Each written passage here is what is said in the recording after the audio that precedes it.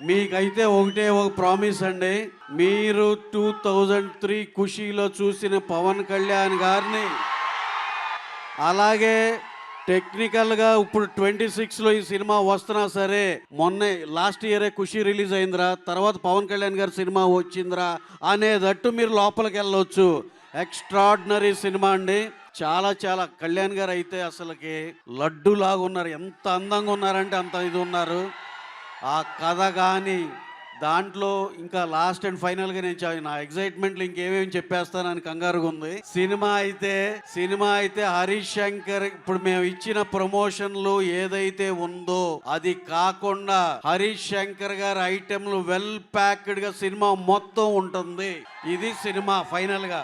మీరు ఎప్పుడు సినిమా బిగినైంది ఎప్పుడైందో అనేది తెలియని అంత ఎనర్జీతో సినిమా అయిపోద్ది. అంత ఎక్స్ట్రాడినరీగా వచ్చింది. అందరం చాలా బాగా ఎంజాయ్ చేస్తాం అనేది మాత్రం నా ప్రామిస్.